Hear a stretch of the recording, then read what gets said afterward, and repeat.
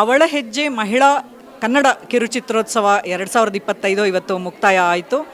ಬಹಳಷ್ಟು ಎಂಟ್ರಿಗಳು ಬಂದಿತ್ತು. ಅಂದರೆ ಕರ್ನಾಟಕದಾದ್ಯಂತ ಮಹಿಳೆಯರೇ ತಯಾರಿಸಿರೋದೊಂದು ಸುಮಾರು 60 ಚಿತ್ರಗಳು ಬಂದಿತ್ತು. ಅದರಲ್ಲಿ ಒಂದು 8 ಚಿತ್ರಗಳ ಪ್ರದರ್ಶನ ಇವತ್ತು ಆಯಿತು. ಒಂದು ಚಿತ್ರದ ವಿಶೇಷ ಪ್ರದರ್ಶನ ಕೂಡ ಆಯಿತು. ಆ 8 ಚಿತ್ರಗಳಲ್ಲಿ ಮೊದಲನೇ ಬಹುಮಾನ ಅನ್ಹರ್ಡ್ ಎಕೋಸ್ ಅಂತ ಕವಿತಾ ಬಿ ನಾಯಕ್ ಅನ್ನೋರು ತೆಗೆದಿರೋಂಥ ಅನ್ಹರ್ಡ್ ಎಕೋಸ್ಗೆ ಬಂದಿದೆ. ಮತ್ತು ಕೆಲವು ಬಹುಮಾನಗಳು ಕ್ಷಮಾ ಅಂಬೆಗಲ್ಲು ಅವ್ರದ್ದು ಪುಷ್ಪಗೆ ಬಂದಿದೆ. ಮತ್ತು ಆನ್ಲೈನ್ ಅನ್ನೋ ಫಿಲ್ಮ್ಗೆ ಸತ್ಯ ಪ್ರಮೋದ್ ಅವ್ರು ತೆಗೆದಿರೋ ಆನ್ಲೈನ್ ಫಿಲ್ಮ್ಗೆ ಬಂದಿದೆ. ಮತ್ತು ಇನ್ನೊಂದು ಸಮಾಧಾನಕರ ಬಹುಮಾನ ಸಿಂಚನ ಅವ್ರು ತೆಗೆದಿರೋ ಕೇಕ್ ವಾಕ್ ಬಂದಿದೆ.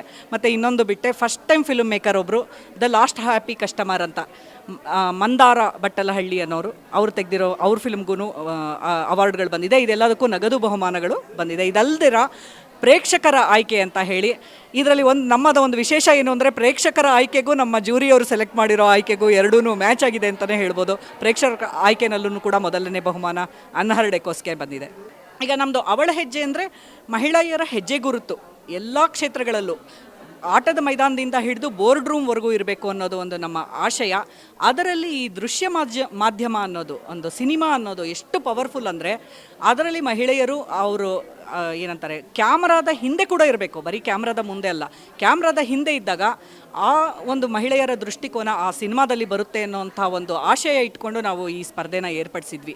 ಅಂದರೆ ಒಂದು ಸಣ್ಣ ಉದಾಹರಣೆ ಹೇಳಬೇಕು ಅಂತಂದರೆ ಕ್ಯಾಮ್ರಾ ಟೆಕ್ನಿಕಲ್ಲು ಅದು ಯಾರು ಆಪ್ರೇಟ್ ಮಾಡಿದ್ರು ನಡೆಯುತ್ತೆ, ಗಂಡಸರು ಹೆಂಗಸರು ಆಪ್ರೇಟ್ ಮಾಡಿದ್ರು ಒಂದೇ ರೀತಿ ಇರುತ್ತೆ. ಬಟ್ ಅದ್ರ ಯಾವುದ್ರ ಬಗ್ಗೆ ಫೋಕಸ್ ಮಾಡ್ತಾರೆ, ಒಂದು ಮಹಿಳೆಯ ಪಾತ್ರವನ್ನು ತೋರಿಸುವಾಗ ಎಲ್ಲಿ ಫೋಕಸ್ ಮಾಡ್ತಾರೆ ಅನ್ನೋದು ಕೂಡ ಕ್ಯಾಮ್ರಾ ಹಿಂದೆ ಯಾರಿದ್ದಾರೆ ಅನ್ನೋದ್ರ ಮೇಲೆ ಬಹಳಷ್ಟು ಅದರ ಮೇಲೆ ಕೂಡ ಡಿಪೆಂಡ್ ಆಗಿರುತ್ತೆ.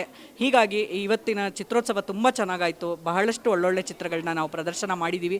ಮುಂದಿನ ವರ್ಷ ಕೂಡ ಇದೇ ಥರದ ಚಿತ್ರೋತ್ಸವವನ್ನು ಮಾಡ್ತೀವಿ. ಆಗ ಇನ್ನೂ ಹೆಚ್ಚಿನ ಚಿತ್ರಗಳು ಬರ್ಬೋದು ಅಂತ ನಮ್ಮದು ಆಶಯ.